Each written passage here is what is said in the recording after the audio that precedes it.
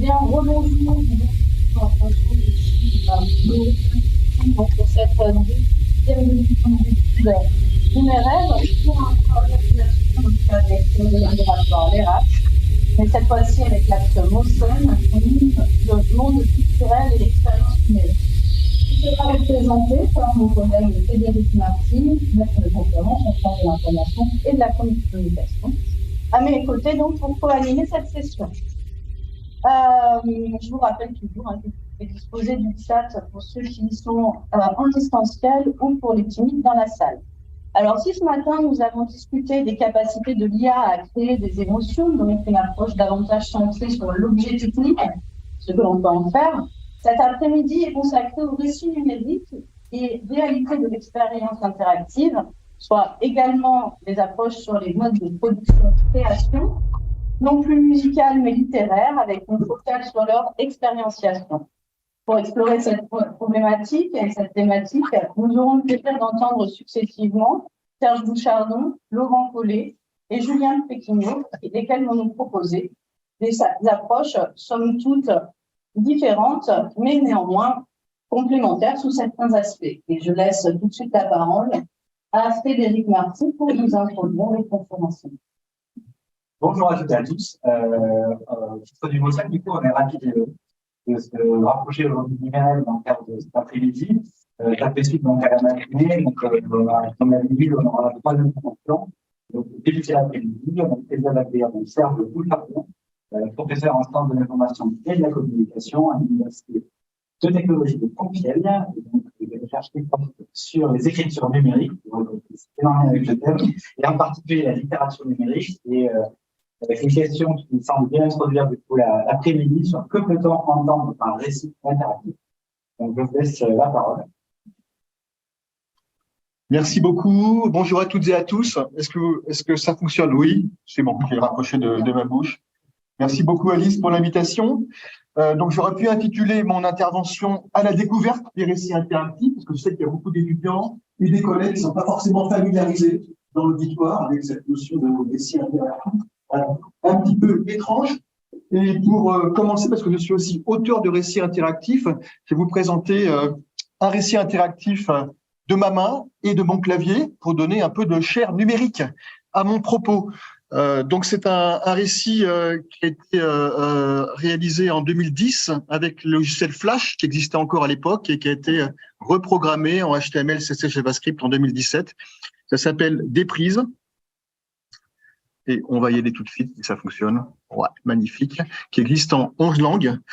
Et j'ai évidemment le lancer en français. Je vais mettre le son en espérant que tout fonctionne bien. C'est parti. Donc, ça peut vous paraître étrange.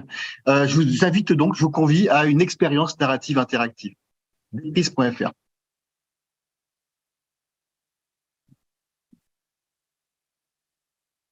Bienvenue. Appuyez sur la touche dièse. Bravo. Toute ma vie, j'ai cru avoir devant moi un champ des possibles infini. Et là, il ne se passe plus rien parce que c'est interactif, donc on attend une action de ma part. Donc, je vais à la fois un peu performer et puis commenter également ce que je vais faire avec le clavier et la souris. Très simple, au début, j'ai juste survolé la phrase pour faire apparaître la suivante. L'univers entier m'appartient, pensais-je. Je continue. C'est une autre action qui est attendue. Je peux éventuellement cliquer. J'ai le choix. Je suis maître de mon destin. Je peux prendre ce qui me plaît. Je deviendrai ce que je veux. Tracer mon propre chemin. J'ai parcouru de magnifiques paysages. Quoi de plus naturel, je les avais choisis.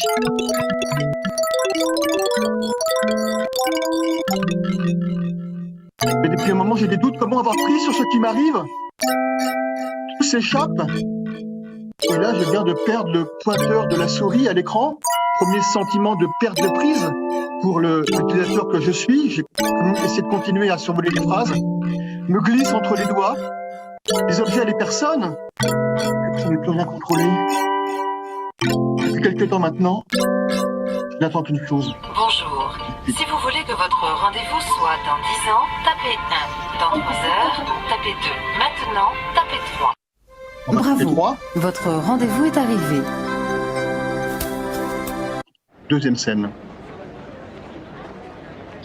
Mais le rendez-vous était biaisé. Je ne m'en suis rendu compte que beaucoup plus tard. La femme en face de moi, qui paraissait si parfaite, me laissait bouche bée. Impossible de prononcer quelque chose de cohérent. Vous voulez marcher un peu? J'aime votre façon de sourire. Je vous trouve vraiment très jolie. Vous venez souvent ici? Alors à l'époque, j'avais utilisé le logiciel de reconnaissance vocale de Microsoft qui fonctionnait pas très bien et du coup, ça génère ces petits malentendus, ce petit malaise quand on rencontre quelqu'un qui nous impressionne. Et vous travaillez dans quoi?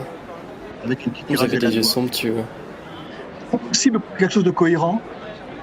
Et sa présence me bouleversait quand je vous pose des questions pour la mettre à jour. Et là, je m'aperçois qu'en survolant cet espace de l'écran, à l'aide de mes questions, je vais construire progressivement le visage de la jeune femme, donc son portrait est constitutif ou constitué par mes questions. Sans que je m'en aperçois, c'était connu. Devant ma femme, on a tout partagé, mais jamais je ne suis venu à vraiment la connaître. Aujourd'hui encore, je me pose des questions. D'elle ou moi suit l'autre.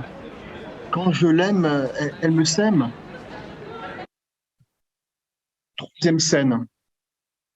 20 ans se sont écoulés depuis notre rencontre. Ce matin, je me perds dans un mot qu'elle m'a laissé. Tout se brouille dans mon esprit. Je ne sais comment l'interpréter. Mot d'amour ou de rupture. On entend Carmen, chant d'amour s'il en est, et on a un texte qui apparaît. Notre amour a vaincu, et le moindre malentendu s'est dissipé à présent. Et si maintenant je passe le pointeur de ma souris dans le bas de l'écran, j'entends Carmen jouer à l'envers, et le mot de l'amour se transforme en mot de rupture avec exactement les mêmes phrases. La différence a disparu, mon amour, je t'aime. Depuis le premier jour, je lui dis pas comment tu peux croire que je t'aime, mon amour a disparu. La différence, je repasse en haut. Il est bizarre que dans un couple, il y en a qui s'ennuie, c'est un mensonge. Et que l'amour pour toi, je dis que l'amour pour toi est un mensonge.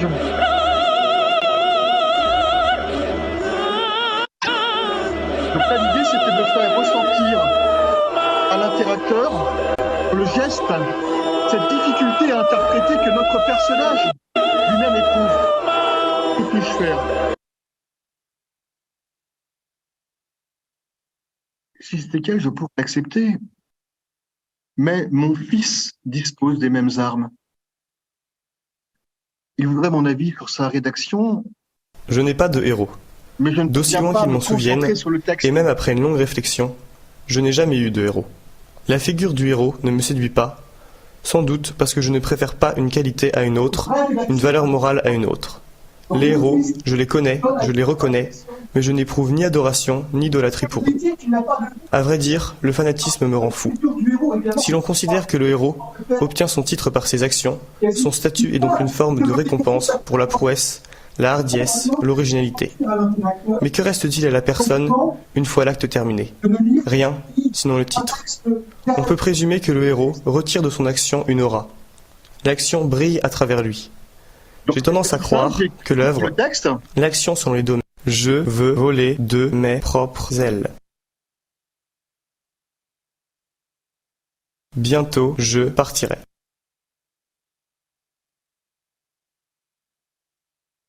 Je veux voler de mes propres ailes. Un dernier, il y a un tirage aléatoire. Donc, Bientôt, je partirai. Je ne veux rien de toi. on va s'arrêter là. Étrange impression de ne pouvoir lire qu'entre les lignes. En dernière scène, donc ma femme, mon fils, suis-je si peu présent, si modelable? Ma propre image semble me fuir, elle m'échappe. Et là maintenant, c'est ma propre image qui apparaît devant vous. Je vais vous le performer un tout petit peu.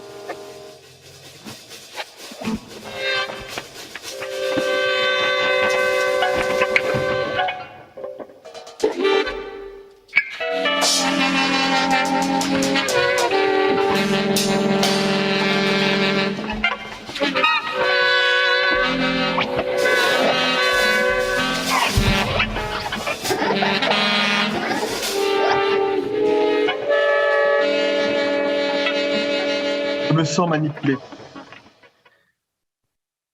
Dernière scène, on voudrait tous un happy end.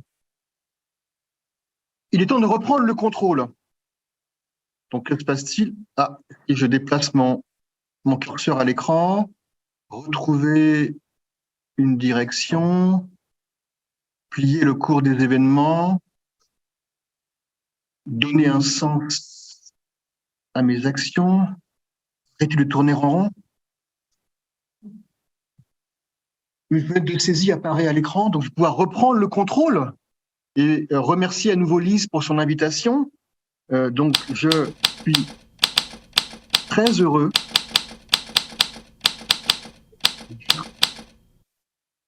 et là, je me rends compte que quelles que soient les lettres sur lesquelles j'appuie sur mon clavier, je maîtrise absolument pas ce qui est en train de s'afficher à l'écran. C'est le paroxysme de la déprise, de la perte de prise que j'expérimente là, gestuellement. Je peux juste appuyer sur les touches et voir ce qui va s'afficher. Je fais tout pour maîtriser de nouveau le cours de ma vie.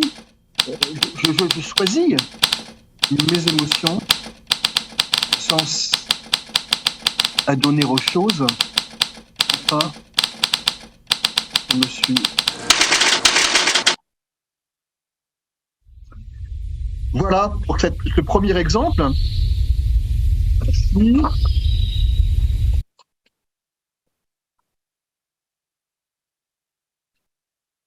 Alors, donc cet exemple de récit interactif, vous voyez que là, ce qui m'a intéressé, c'est pas forcément de jouer avec la non-linéarité, comme c'est souvent le cas dans des récits interactifs, on aura des exemples après, la notion de parcours, mais la question du geste. Dans quelle mesure le geste de l'interacteur peut contribuer à donner du sens au récit. C'est d'ailleurs une création qui a été proposée par 2 enseignantes de lettres en première sur la liste de bac de leurs élèves, les pauvres. Alors, 3 points dans ma présentation. Peut-on entendre par récit interactif? Quelques questions que ces récits posent, et puis quelques exemples qui peuvent tracer des perspectives. Alors, je ne peux pas évidemment parler de façon exhaustive de toutes les formes de récits interactifs, donc j'ai fait des choix. Par exemple, j'ai parlé plutôt des récits fictionnels, de fiction, plus que des récits documentaires, des webdocs par exemple, ou encore, je ne vais pas aborder aujourd'hui la question des récits qui font appel à la réalité virtuelle, mixte ou augmentée. Récit interactif. Alors, d'abord, une définition de l'interactivité. J'ai une définition très restrictive de l'interactivité pour différencier, par exemple, la communication interactive de l'interaction interpersonnelle. Si j'échange avec Lise, actuellement, je suis dans le domaine de l'interaction. Là, pour moi, l'interactivité, il faut qu'il y ait un rapport homme-machine et plus précisément une programmation informatique d'intervention matérielle de la lectrice ou du lecteur. La problématique des récits interactifs, c'est la suivante, c'est que la narrativité, c'est quoi? C'est le fait de prendre par la main quelqu'un pour nous raconter l'histoire du début à la fin. Mais qu'est-ce que c'est nous? Quand on nous a lu des histoires étant petit, notre grand frère, notre père, mère, on se laisse comporter, on va au cinéma, notre subconscience coïncide avec le film, on se laisse porter jusqu'à la fin du film et à la fin du récit. Ça, c'est la narrativité. On se laisse prendre par la main. Et puis l'interactivité, au contraire, consiste à donner la main à la lectrice pour le faire intervenir dans le cadre du récit. Est-ce que c'est conciliable? Et est-ce qu'on a envie de ça d'ailleurs? D'avoir un récit interactif dans lequel on aurait ce type de rôle à jouer. Presque oxymorique, hein, le récit interactif. Alors, premier essai de typologie, je m'appuie là pour commencer sur des exemples dans lesquels la dimension verbale est assez importante. Ce n'est pas le cas évidemment de tous les récits interactifs. Donc, première dimension, c'est la dimension hypertextuelle, hypermédia, par extension aux autres médias. Donc, ils vont proposer une lecture non linéaire de fragments reliés par des liens. Donc là, on a des exemples depuis maintenant pas mal de temps. Je vous montre un exemple qui est encore en ligne, qui fonctionne encore, qui date des années 90, où on peut plonger au hasard dans le cœur du récit. On peut commencer par le début. Alors, c'est très écrit. Je pense que maintenant, effectivement, on ferait ça un petit peu différemment. C'est un récit policier, ça fonctionne bien parce que évidemment, les personnages sont souvent assez stéréotypiques.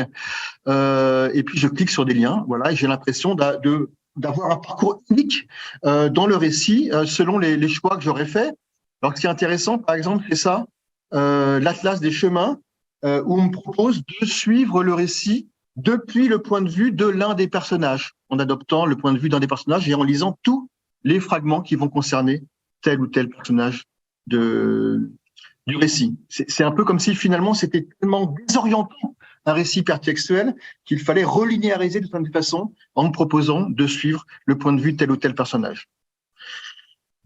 Donc là, évidemment, c'est assez proche. Sans doute que vous avez soit lu à vos enfants, soit vous-même expérimenté les livres dont vous êtes le héros quand vous étiez petit, en faisant donc des choix. Hein, voilà, si vous prenez la porte de droite, elle est à la page 24, la porte de gauche à la page 36. Donc c'est un peu ce même principe-là, d'arborescence divergente. Il y a des impasses, ça converge, ça rediverge. Beaucoup de récits hypertextuels actuellement, notamment en ligne. Alors celui-ci, je vous conseille parce qu'il est assez intéressant, c'est sur les troubles anxio-dépressifs, il est vraiment très bien fait, sont réalisés avec ce logiciel-là. Certains connaissent Twine, mis à part Bruno, à qui je l'ai déjà présenté.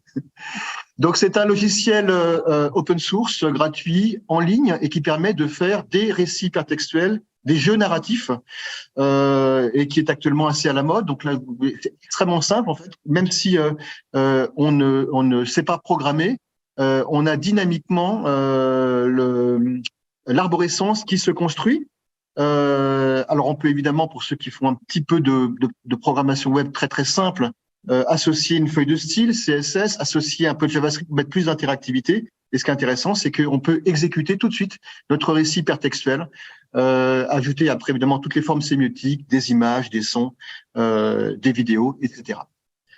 Peut-être avez-vous vu Black Mirror, donc c'est l'épisode interactif qui ouvrait la saison 5 de la série dystopique c'est Bandersnatch, l'épisode interactif. Black Mirror, c'est la série dystopique, bien sûr.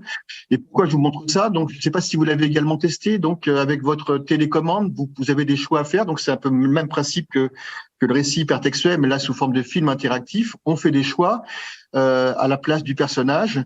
Et donc, on va faire un parcours parmi tous les parcours possibles. Et le scénario de Black Mirror a été réalisé avec le petit logiciel libre, gratuit, open source que je vous ai présenté avant, qui s'appelle Twine. Deuxième dimension, parce que ces dimensions sont composables, les récits cinétiques, donc kiné, le mouvement, cinéma, dans lesquels le texte et les autres médias sont affichés dynamiquement. Donc il y a la question du mouvement qui est très importante, la question de la matérialité des signifiants. On va jouer sur l'apparition, la disparition. Je prends pas le temps, je vois le temps qui court, je prends pas le temps de vous montrer ce très très beau récit qui joue sur la dimension calligraphique des caractères arabes. L'exemple là de Déprise, par exemple, pour moi, ça rentre dans les récits cinétiques, dans la question de l'animation et la question du geste. Voilà, je passe. Troisième dimension, la question des récits génératifs, dont la génération de texte. Donc ça existe évidemment depuis longtemps. Maintenant, on en parle beaucoup avec ChatGPT depuis fin novembre. Mais Jean-Pierre Ball, par exemple, il fait ça depuis la fin des années 70. Ça, c'est une question qui m'intéresse depuis longtemps parce que, par exemple, sur Twitter, il y a plus d'un tweet sur 4 qui est généré par un petit robot, par un bot, sans forcément qu'on sache que ce n'est pas un être humain qui a rédigé le tweet qu'on est en train de lire. Donc, c'est une question qui est très intéressante. Pour moi, ce rapport, effectivement, au texte généré. Et donc, Jean-Pierre Ball, alors, je vais pas vous montrer quelque chose qui serait de l'ordre du roman, ça serait trop long, mais par exemple, il propose ici, je vais augmenter un peu la taille. Voilà, les contre-haïkus. Et donc là, on va avoir un petit haïku qui va apparaître à l'écran. 1er mai, je ne sais pas si vous arrivez à lire.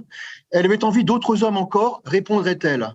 Bon, c'est extraordinaire, celui-là, on va en générer un autre. Ventre glacé de l'herbe menace dans le ciel cette lune. Et comme dirait François Racine, nous sommes des animaux sémiotiques, donc on fait du sens, on donne du sens à ce qu'on est en train de lire. On voit bien que ici, la notion même de texte est différente, puisque le texte n'a ni origine ni fin. Là, ce texte-là, ce petit haïku-là, va disparaître à tout jamais. Hein, vous l'avez sous les yeux, c'est pour nous, maintenant, ici et maintenant, et plus jamais il n'apparaîtra en ligne. Bois presque reconnaître notre réel. Là, ça fait le lien avec la conférence de Bruno Bachimon ce matin. Voilà, et vous avez des pensées philosophiques, donc vous pouvez chaque matin activer le petit générateur de pensées philosophiques qui fonctionne pas mal d'ailleurs. Et puis, en termes de génération de textes, maintenant avec tout ce qui est IA, on a des choses comme ça. Donc là, ça date de 2018. Donc on a un récit génératif écrit par une voiture. Alors comment ça se passe? C'est que l'artiste programmeur Ross Goodwin, en fait, en hommage à Jack Kerouac, donc On the Road, donc là ça s'appelle One the Road, il a nourri son IA avec la littérature anglo-saxonne, notamment beaucoup de road novels.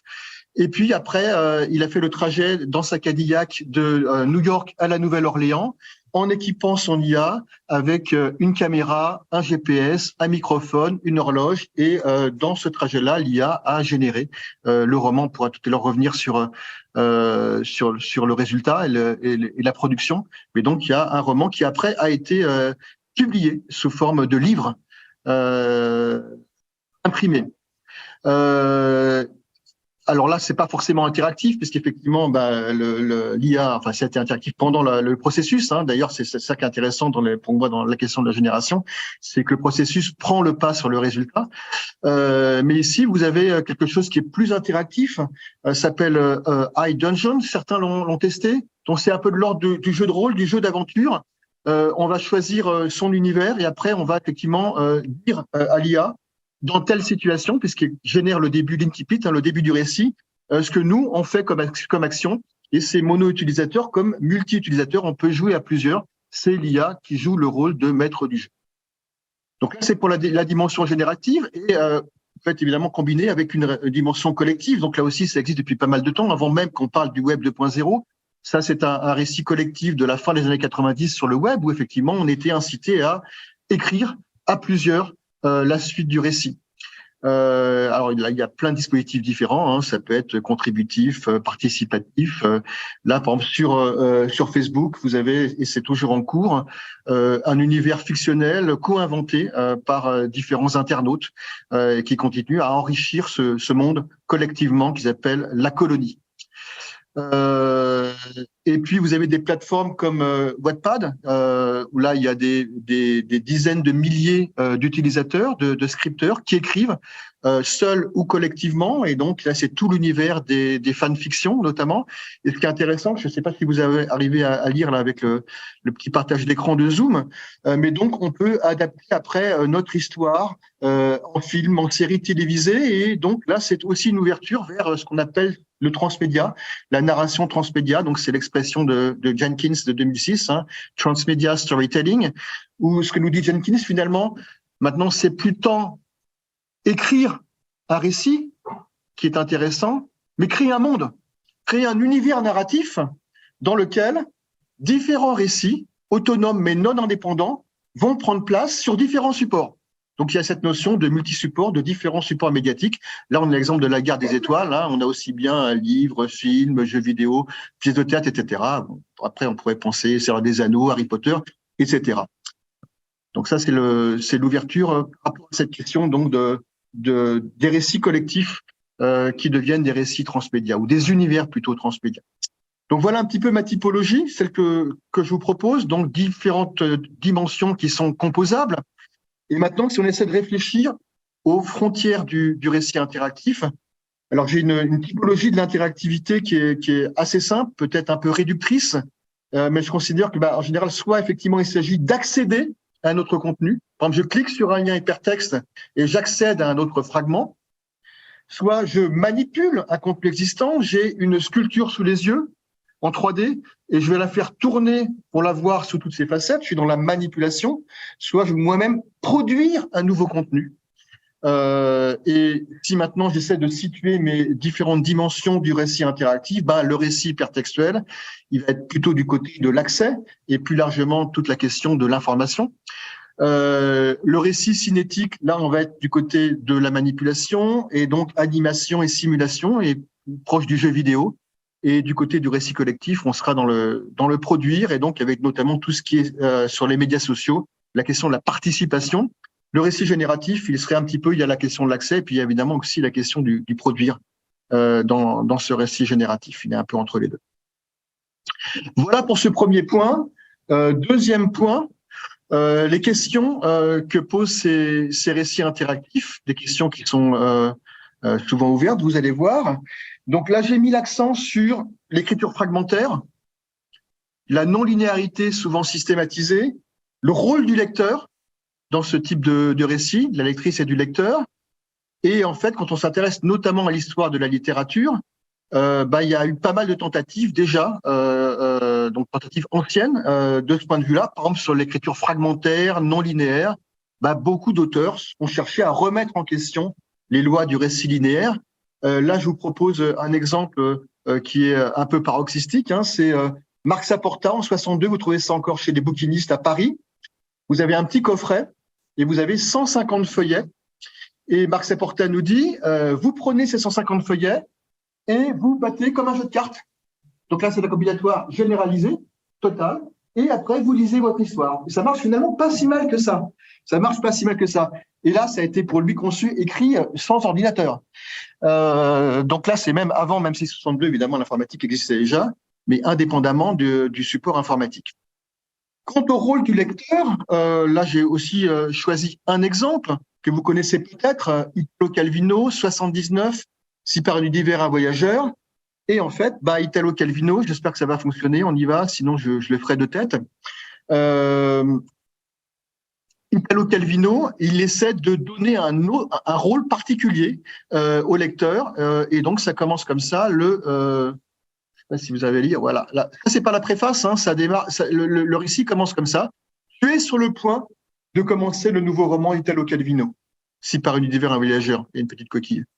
Détends-toi, recueille-toi, chasse toute pensée de ton esprit, etc., etc. Donc voilà ici comment Italo Calvino, en tentant de faire du lecteur un personnage du livre qui va rencontrer une lectrice, etc., il se livre au jeu de la confusion entre personnage, narrateur, lecteur. Le narrateur, c'est le pendant du narrateur. C'est donc une fonction dans l'esprit d'orientation qu'est le récit. C'est par exemple Diderot, pour ça que le fataliste, qui va nous dire voyez lecteur, ils sont au chemin. Quelqu'un qui fait entre 1 an, 2 ans, 3 ans, le récit des amours déjà. Voilà, ça, c'est le narrateur.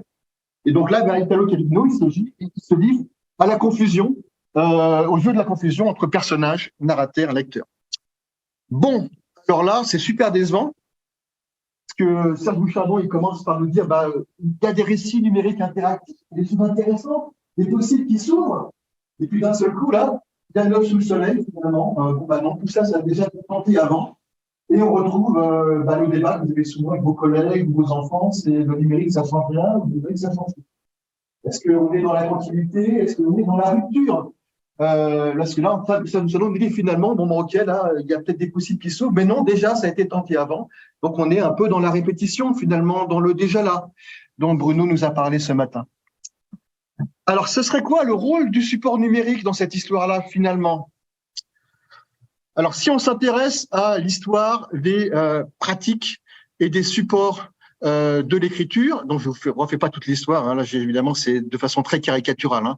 Mais donc, on a, avec le papyrus, le volumen et le rotulus, vous voyez, un peu, là, j'ai besoin de mes 2 mains pour déplier. Entre le 2e et le 4e siècle après Jésus-Christ apparaît avec le parchemin, donc les peaux de bête, le codex. Et qu'est-ce que ça nous offre, le codex, par rapport au volumen et au rotulus?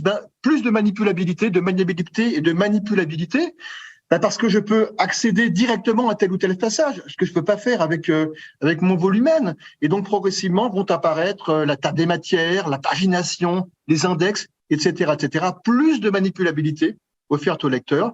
Et maintenant, avec le numérique, on a encore plus de manipulabilité qui nous est offerte à nous en tant que lectrices et lecteurs. Donc, on va dire, finalement, c'est vraiment intéressant d'avoir un perspective historique parce qu'on s'aperçoit que le numérique, c'est dans la continuité des pratiques et des supports de l'écriture, et c'est ainsi qu'il faut l'envisager. Donc, on aurait cette manipulabilité toujours plus importante, mais en même temps, et ça, c'est ce que un chercheur qui s'appelle Bruno Bachimon met en avant, c'est que avec le numérique, il y a la médiation du calcul, et donc là, non, c'est pas simplement le support qui devient manipulable, mais également le contenu. Tout devient manipulable. Et donc Bruno a cette expression que je trouve assez stimulante. Il nous parle de passage à la limite. Je vous fais le geste, je vais le faire avec le son. Donc, on est dans la continuité, mais en même temps, il y a une rupture. Donc, dans ce débat, rien ne change, tout change avec le numérique, sans doute que les deux ont raison. À savoir qu'effectivement, il faut penser la continuité, mais il faut également, à certains niveaux, arriver à penser la rupture, penser une rupture dans la continuité. Passage à la limite. Et si je reprends mes exemples là, donc oui, bien sûr, beaucoup d'auteurs ont cherché à jouer avec la non-linéarité dans le cadre du récit. Sauf que là, avec le numérique, on a d'emblée un système qui est délinéarisé, qui est hypertextuel avant même d'être textuel, les fameuses discrétisations. Oui, certains auteurs ont voulu donner un rôle un peu différent, en jouant avec leur lectrice ou leur lecteur. Sauf que là, l'activité du lecteur, quand c'est la lectrice que j'ai montré au début, elle est instrumentée dans le dispositif. Et du coup, ça entraîne une reconfiguration complète, cette activité même. Passage à la limite. Ce qu'on pourrait peut-être dire finalement, c'est que ces récits interactifs peuvent contribuer et à réaliser un rêve très ancien de certaines autrices, certains auteurs, qui serait de faire participer la lectrice, le lecteur à l'élaboration du récit. Alors Diderot, il y a un peu de cabotinage, il nous dit à un moment, il dit, là j'ai dit tellement d'inspiration, le lecteur, est-ce que tu pourrais l'aider pour poursuivre, continuer à écrire mon récit? Bon, là évidemment, c'est aussi une illusion dans ce jeu avec le lecteur, mais quand même, il y a de cet ordre-là, finalement, quel rôle on va donner à notre lectrice ou notre lecteur dans la construction et l'écriture du récit. Question.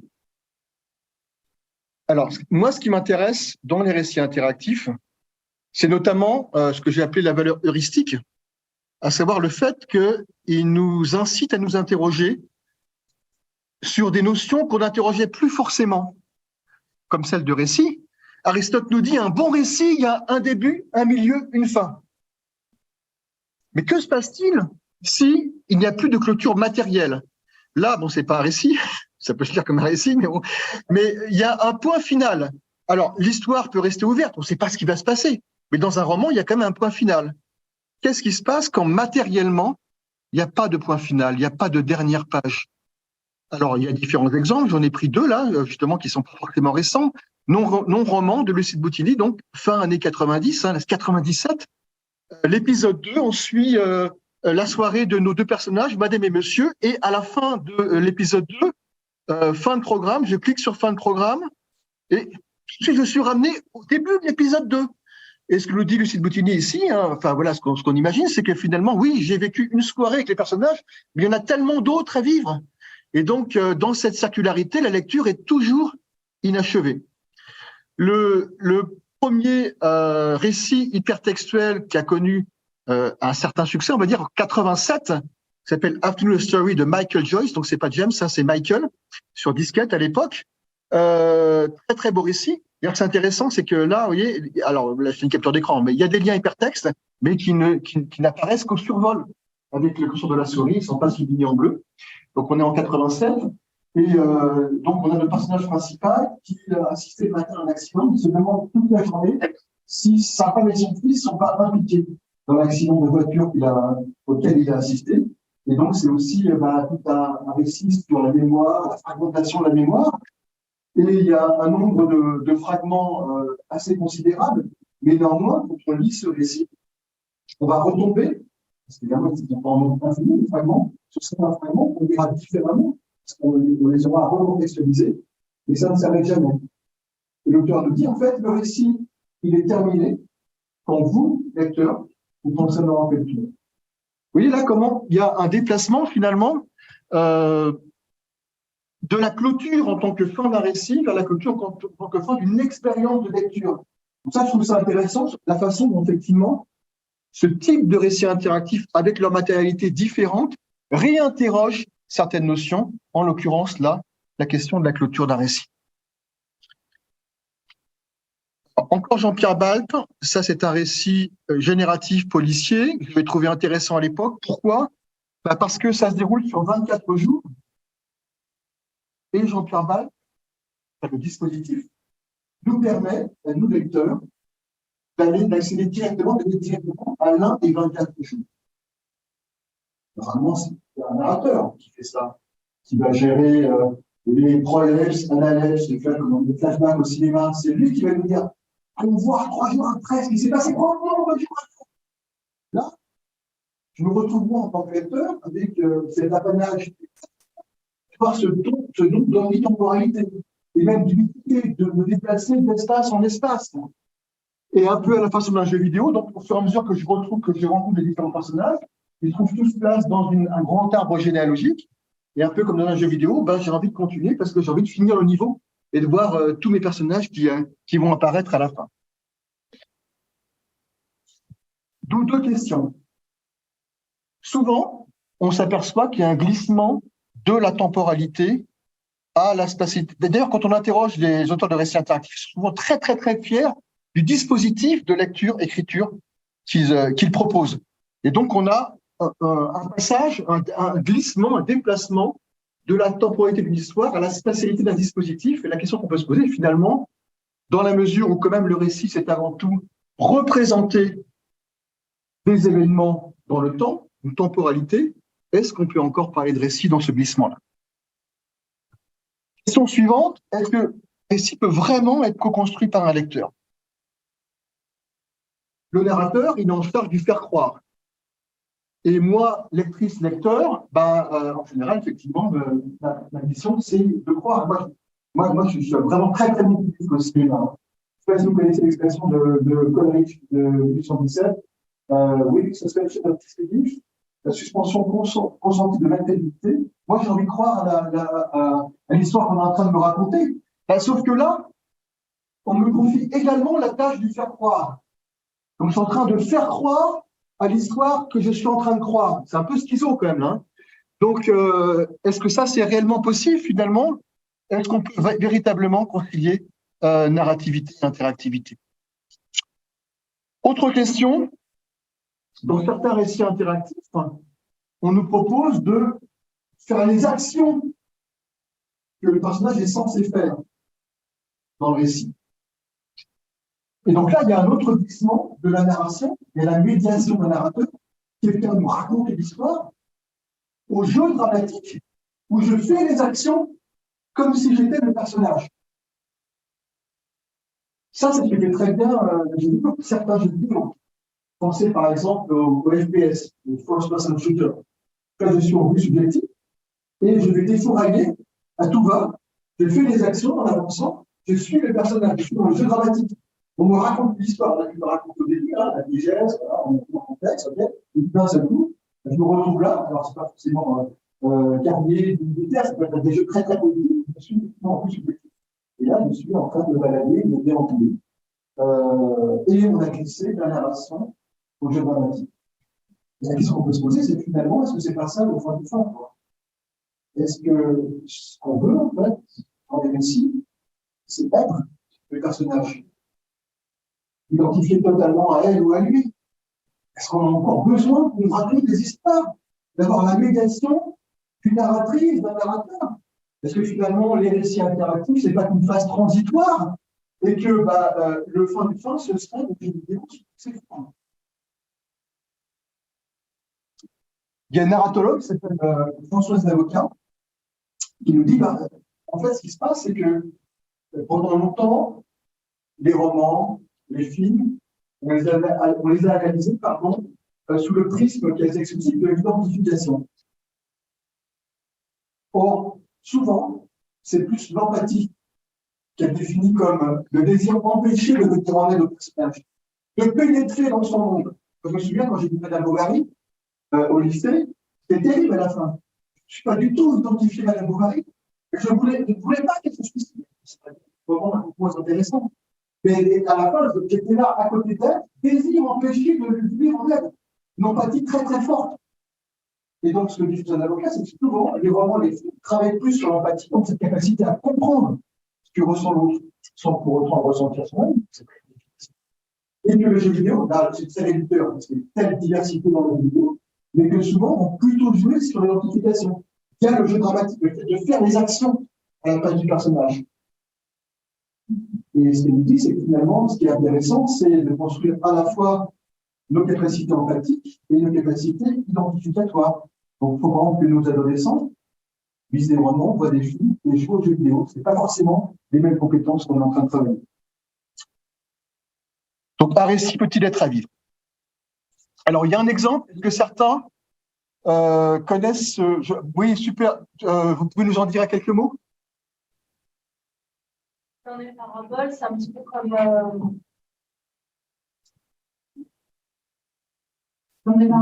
peu comme l'épisode Bandersnatch sur Black Mirror. C'est un jeu vidéo à la première personne où on est amené à faire des choix. En fait, c'est un jeu assez méta jeu vidéo parce que ça va permettre de voir les limites en fait. Des vidéos, on peut faire un choix et au bout d'un moment, on va arrêter la suspension, la crédibilité, la confiance dans le scénario du jeu parce qu'on voit que ça pose problème pour une évolution traditionnelle de jeu. Donc, on va se retrouver à finalement braconner, coller et arrêter le jeu. Pour que ça amène à une réflexion finalement sur le libre arbitre, sur la base du joueur, sur la base du design thinking dans le vidéo. Merci beaucoup, merci beaucoup. Donc voilà, ce que j'aime beaucoup dans ce jeu-là, qui a eu beaucoup de succès, c'est effectivement la façon, cette hybridation entre narration et jeu dramatique. Parce qu'on est amené, on est en subjectif, on se retrouve dans la position d'un salarié qui arrive le matin dans son entreprise, il n'y a plus personne.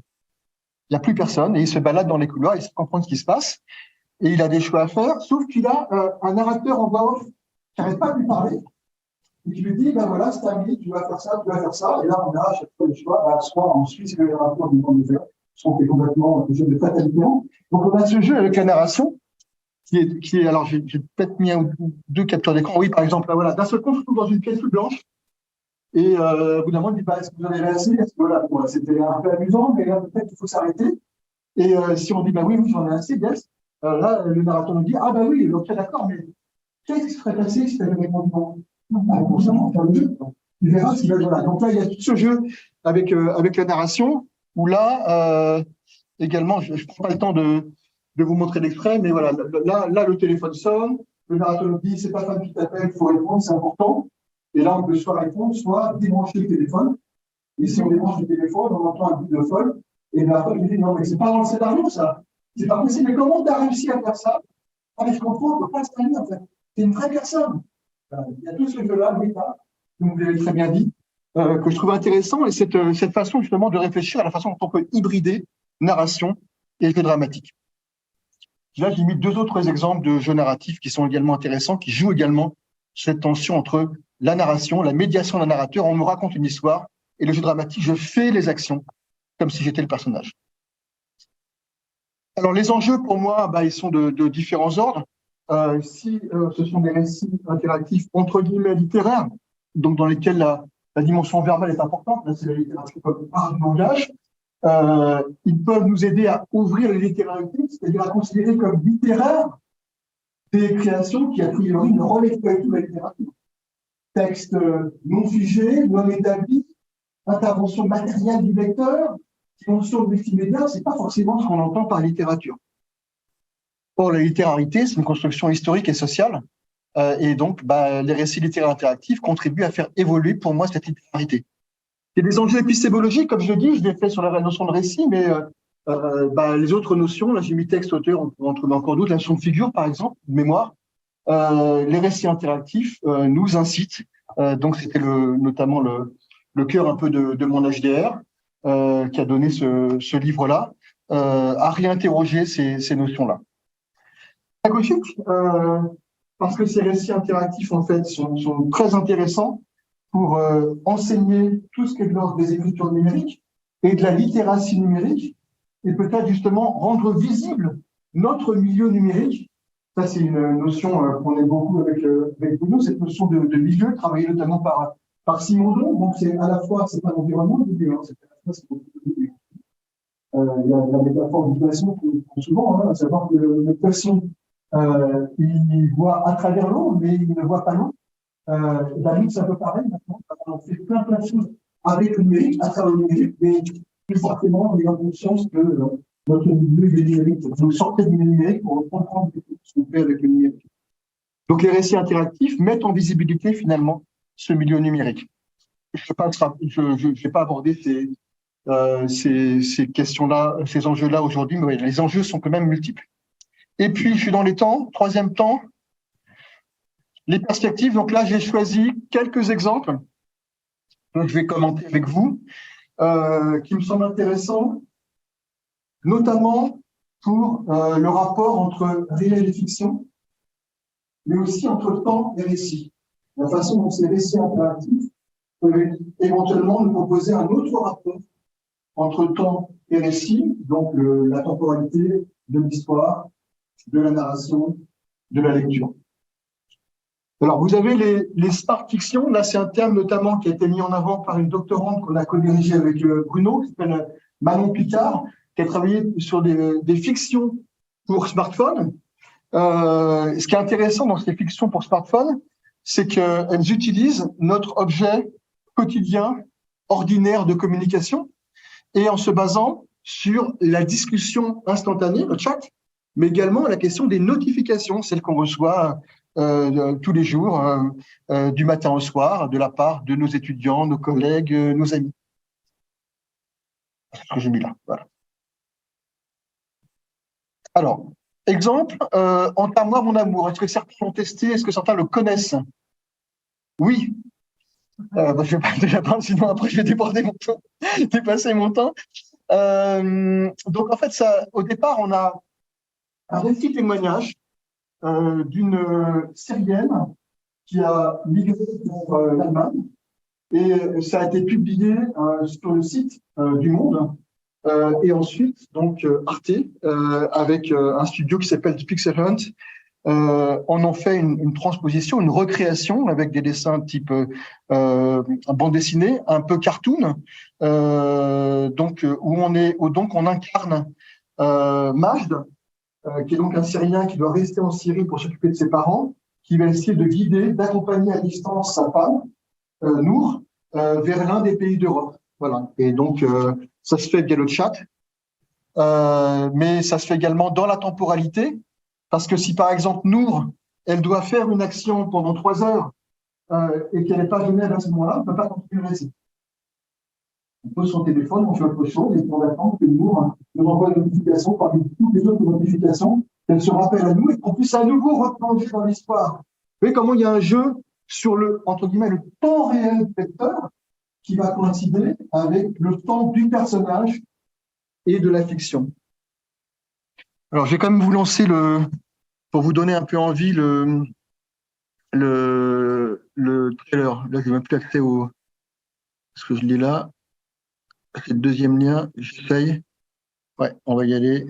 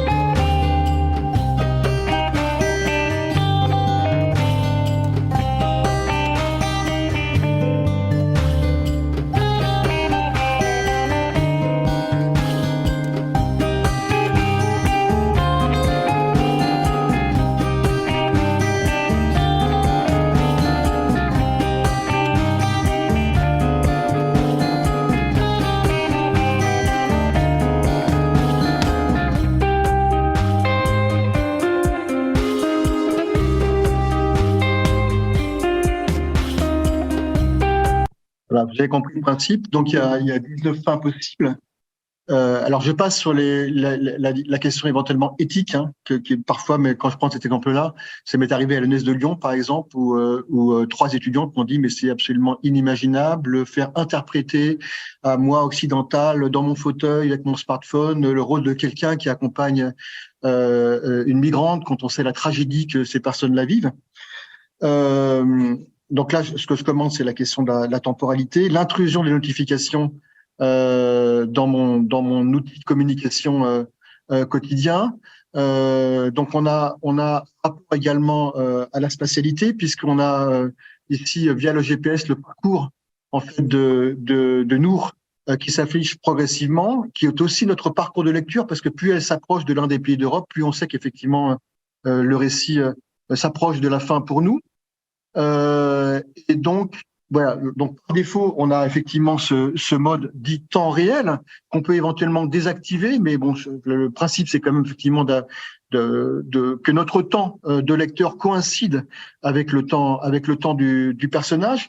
Et donc, ça peut être assez violent, hein, parce qu'on a quand même cette intrusion des notifications, cette perturbation du temps du lecteur ou de la lectrice. Voilà, donc c'est ce que j'ai mis ici. Là, je vous ai fait une petite capture d'écran. Là, c'était une étudiante qui m'envoie un message. C'est encore quand il y avait tous anti-Covid. Et puis là, c'est Nour, effectivement, qui m'envoie. Donc, on a vraiment une notification fictionnelle parmi nos autres notifications. Donc, le jeu sur la temporalité, je le trouve vraiment intéressant. Alors, pourquoi? Parce qu'on peut avoir cette impression donc d'une coprésence en tant que lecteur de la smart fiction. Quand on fait un choix, évidemment, on rend, d'une certaine façon, les personnages fictionnels présents par nos actions, mais cette notion de présence, elle est encore renforcée quand on répond à l'appel du personnage via la notification, on fait advenir le temps de l'autre ainsi que celui de la fiction. Et puis, plus largement, ça c'est une réflexion qu'on a conduite aussi avec Bruno, cette idée qu'il y a une dimension réflexive aussi par rapport au support, au dispositif du smartphone lui-même, puisque ce jeu repose sur le fait que le dispositif smartphone est notre dispositif pour des pratiques de communication et d'écriture quotidienne. Est-ce que je peux déplacer ça? Peut-être je vais le mettre là, ça sera peut-être mieux. Et donc, effectivement, ce brouillage entre réel et fiction est d'autant plus efficace que c'est le même support au dispositif qui nous sert à communiquer au quotidien et à lire, agir une fiction. Et donc, si effectivement, ça confère à la fiction un effet de réalité, ce qu'on perçoit également à travers les notifications fictionnelles qui viennent brouiller le réel, c'est que le smartphone est, de cette façon, finalement, un support lui-même de déréalisation, c'est-à-dire qu'il construit une couche de fiction hors du monde réel. Et donc, grâce à ces fictions, on comprend que le support au dispositif smartphone est déjà un support de fiction et de narration, introduisant un nouveau rapport à la temporalité, et peut-être nous rappelant également que la distinction fiction-réel doit, dans ce cas, être dépassée. Alors, ça, c'est donc ce jeu entre le temps de la fiction et le temps réel de l'utilisateur. On a la même chose avec la question de l'espace, et donc un autre rapport spatio-temporel avec ce que les anglo-saxons appellent les locative narratives, donc toutes les smart fictions qui vont être fondées sur la géolocalisation. Là, je vous ai mis un exemple que j'aime beaucoup, qui est aussi l'histoire de deux réfugiés juste après la Seconde Guerre mondiale. Et en fait, en se promenant dans les rues de Londres, de lieu en lieu, on fait avancer le récit. Alors, on peut également vivre l'histoire sans forcément être à Londres, mais vraiment, c'est plus intéressant d'avoir cet engagement physique, l'engagement corporel dans l'espace physique, dans les rues de Londres, pour faire progresser, avancer le récit, et donc ce rapport entre narrativité, temporalité et spatialité. Petit exemple assez rapide aussi sur ce brouillage entre fiction et réel dans certains récits interactifs ou certaines aventures interactives. Donc là, c'était sur Tinder. Il y a eu 2 expériences en 2020 et 2021. Je vous mets la bande-annonce de la première expérience, donc sur plusieurs dimanches consécutifs. Vous allez comprendre le principe. Hey, you're here! Come on in, everyone's inside. Are you guys seeing this? Guys, this is real. Don't leave me. Go great! Ooh, girl. Ah! God, he was annoying. 5 days straight, no rest. Hey! Can you help? He's really hurt! Over here! What the hell are we supposed to do with these? Right or left? I'm sorry. So, why did we choose scooters? Who made that decision? Donc, c'est la Swipe Night. Donc, c'est Tinder, site de rencontre. Donc, on swipe gauche-droite pour trouver un match ou non. Et donc là, l'idée, c'est qu'on nous propose donc le épisode, c'est on affronte un monde. On a 3 heures à vivre et on a des choix très cruciaux à faire chaque fois. On a un choix à droite, à gauche, à gauche, on doit sauver. Et à la fin de ce récit interactif, de cette aventure interactive, on nous met en présence avec d'autres internautes qui ont fait les mêmes choix que nous. Donc, l'hypothèse derrière, c'est que finalement, ce qui va révéler notre personnalité, c'est plus les choix qu'on fait dans le cadre d'une fiction interactive que les centres d'intérêt. Et donc, partager une aventure narrative interactive a plus de chances de conduire à une vraie rencontre que finalement si on était pas en face les uns les autres sans ce biais, cette négation de la fiction. Vous voyez encore ce brouillage entre fiction et réel. Le deuxième épisode en 2021, il s'agissait de démasquer, ça s'appelle Killer Weekend, de démasquer un criminel parmi un groupe d'amis dont on fait partie. Donc voilà. Et puis, je vois que j'arrive au terme. Dernier exemple que j'aime beaucoup également concernant donc ce brouillage entre réel et fiction et cet autre rapport à la temporalité, cet autre rapport entre temps et récit que nous proposent certains récits numériques. En 2001, dans The Language of New Media, Lev Manovich appelait de ses voeux ce qu'il appelait les database narratives, des récits qui seraient basés sur des bases de données. Et donc là, on a des récits qui reposent sur des flux de données en temps réel. Et on a notamment Lucette, Gare de Clichy, 2017, qui a été réalisé par Françoise Chambefort. On y va tout de suite, en espérant que ça fonctionne bien. Visitez l'œuvre. Et je ne sais pas si vous arrivez à lire, je vais vous le dire. Lucette habite juste en face de la gare de Clichy-le-Valois. De sa fenêtre, elle voit les voyageurs sortir de la gare. Sa vie est rythmée par les trains qui passent et qui lui amènent ou pas des visites. Ces trains, avec leurs petits noms étranges et familiers, sont autant de personnages qui viennent rendre visite à Lucette. Il y a des moments pleins de vie et des moments de solitude. Donc, on va activer l'œuvre. C'est parti, en espérant que ça fonctionne bien. Ça va arriver. Voilà, et donc il y a Nop qui va arriver à 15h02. Là, il est 15h01. D'ailleurs, elle nous dit, Lucette, Nop ne devrait plus tarder. Ne devrait pas tarder. Après, on aura Pop, on aura Pasa. Elle va passer avant d'aller au marché. C'est une réaliste, mais elle achète toujours au rabais. Moi, je préfère quand c'est joli, même si c'est plus cher. Alors, comment ça fonctionne? Je vous laisse lire au fur et à mesure. Je ne sais pas si vous arrivez à lire les pensées de Lucette. Donc là, on a une création qui est connectée en temps réel avec les données du réseau ferroviaire de la région parisienne. Donc, c'est la ligne L du Transilien. Et l'interface se présente comme un triptyque. À gauche sont affichés les horaires de train. Les trains peuvent avoir du retard, peuvent être supprimés. Un jour de grève, c'est absolument dramatique pour Lucette. Là, elle est totalement en dépression. Parce que, en fait, ses pensées plus ou moins positives ou négatives dépendent du temps d'attente par rapport au prochain train. Et donc, au milieu, on a des photos de Lucette qui défilent. Et vous voyez que, volontairement, François Chambefort a laissé le watermark, qui montre effectivement que ce sont des images d'une base de données prise en ligne pour montrer, toujours brouiller ce rapport entre réel et fiction. Et puis, donc à droite, se succèdent les pensées de Lucette qui peuvent effectivement être plus ou moins positives selon le temps d'attente du prochain train. Et l'attention de l'internaute, donc, elle oscille entre le pôle réel et le pôle fictionnel de l'œuvre. Alors, dans quelle mesure le récit de fiction peut-il s'appuyer sur un flux de données en temps réel? La plus grande limite imposée au récit par ce type de dispositif, c'est que l'enchaînement causal, qui est souvent propre au récit, se trouve remplacé par la séquentialité d'événements réels. Françoise Revaz, par exemple, elle nous dit, un récit, c'est défini comment? Représentation d'action, déroulement chronologique, enchaînement causal, et puis après, renversement entre un état initial et un état final, et puis un développement inhabituel ou surprenant de l'action. Donc, l'enchaînement causal, ici, on le perd, mais cette spécificité technique, en fait, qui est l'adossement à un flux de données en temps réel, ça va faire entrer la contingence de la vie dans le récit.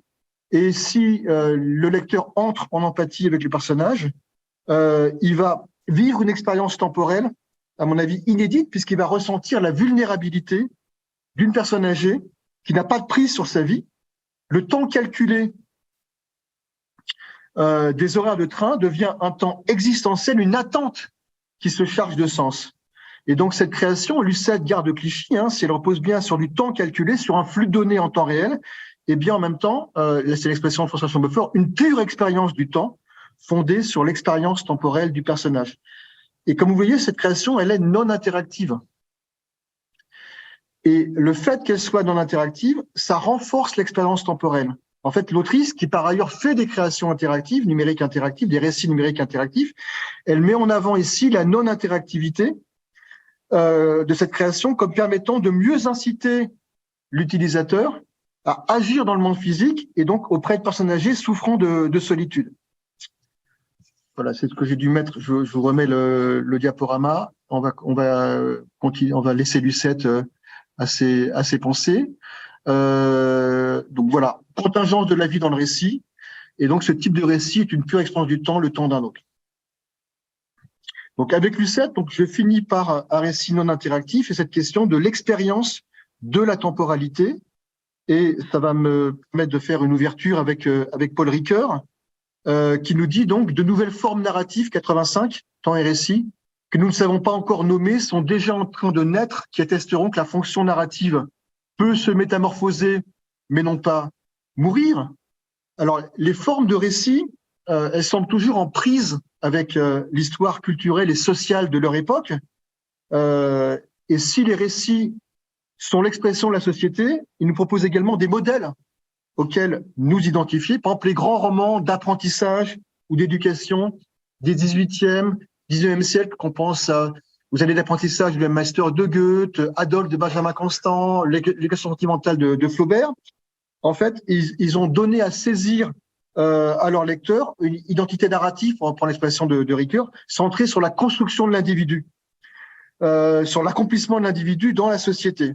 Alors aujourd'hui, c'était la question que j'ai posée un petit peu dans le résumé, on a de nouveaux modes de travail, d'organisation de la société, fondés sur des notions de mobilité, de réseau, de collaboration, un nouveau rapport à la temporalité. On nous parle beaucoup d'accélération du temps, d'immédiateté, de mode de vie événementiel renforcé par tous les médias sociaux. Est-ce que ça, c'est susceptible d'entraîner d'autres formes de récits ou peut-être des récits qui nous inviteraient à un autre rapport au temps? Là, je recite Bruno Bachimon. Bruno, il nous dit, le numérique, c'est ce qu'il appelle un outil de déconstruction phénoménale de la temporalité. Alors, qu'est-ce qu'il veut dire par là?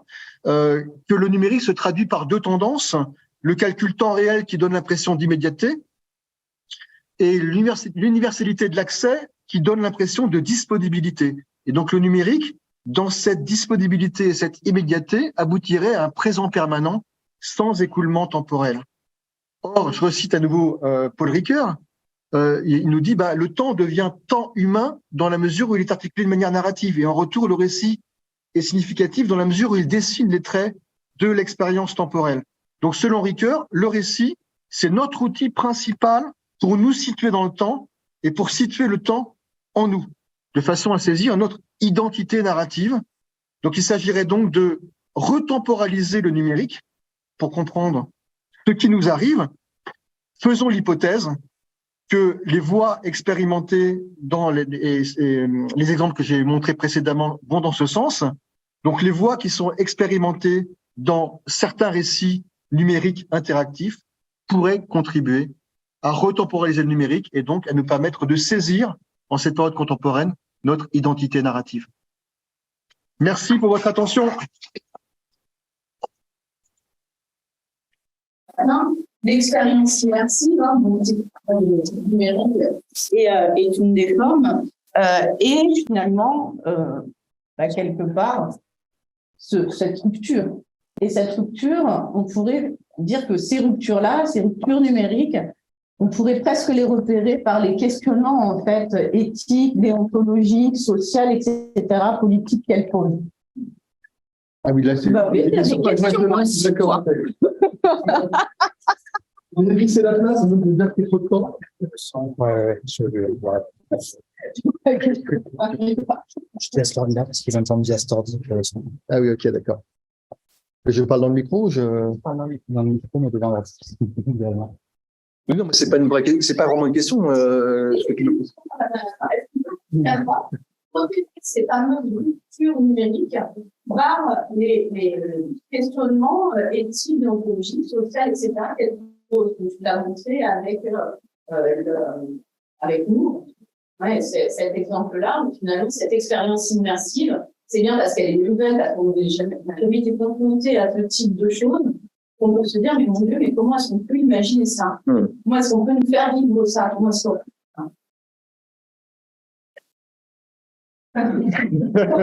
Tu veux répondre à ma place ou c'est une autre question? Alors, sur la rupture éthique, sur les ruptures éthiques, sans doute qu'effectivement, on a des expériences différentes de ce qu'on a vécu avant, qui tiennent aussi au rôle qu'on nous fait jouer et qui sont des rôles différents finalement de ce qu'on a dans d'autres types de récits qui seraient pas interactifs. Donc oui, non, bah oui, je suis d'accord avec toi. En fait, c'est pas vraiment une question. Je pense que c'est plutôt un peu une information. C'est certainement, effectivement, ça pose des enjeux. Je l'ai abordé très je l'ai pas abordé vraiment aujourd'hui, mais j'ai parlé d'enjeux sociopolitiques et éthiques. Là, je me suis plutôt penché sur les enjeux narratifs et éventuellement esthétiques. Mais bien sûr, oui, ça mériterait une autre intervention sur ces enjeux sociopolitiques. J'ai parlé de littérature, pour la littérature d'intervention, littérature du care. C'est des expressions d'Alexandre Jeffen qui met beaucoup en avant actuellement pour les questions de littérature. Je pense que les récits interactifs rendent visible cette littérature, cette création d'intervention, ces créations du care, avec effectivement des enjeux renouvelés en termes d'éthique. Donc oui, c'est une très bonne question, Lise. Ouais. Et sans... Je sais pas, c'est lui.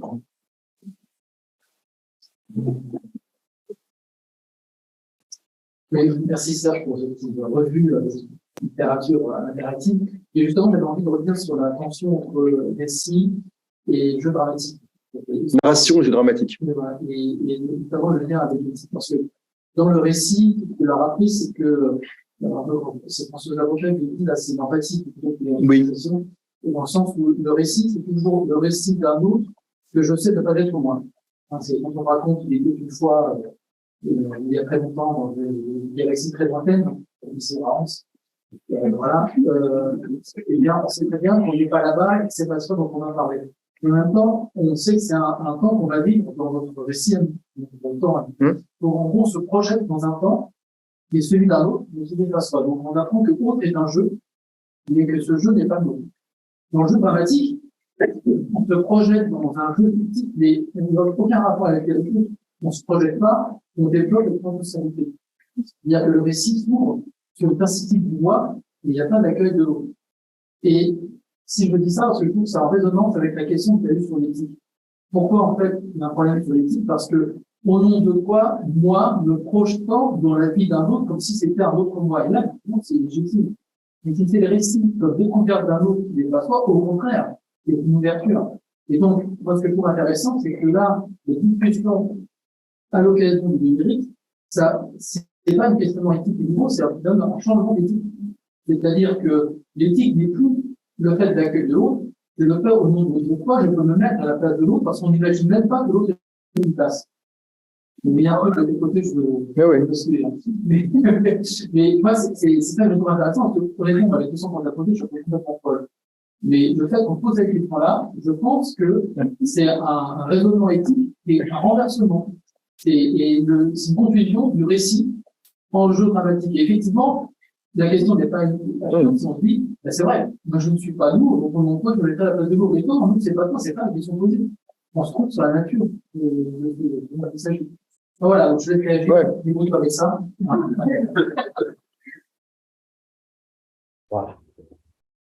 Je pense qu'il y a une forme de récit que tu n'as pas envisagé, c'est quand même l'autofiction. C'est on son Annie Ernaux, par exemple. Tu vois, alors tu vas me dire c'est un autre, c'est je est un autre, pour reprendre un mot, puisque c'est Annie Ernaux, quand elle était plus jeune, par exemple, les années où il va retracer sa vie.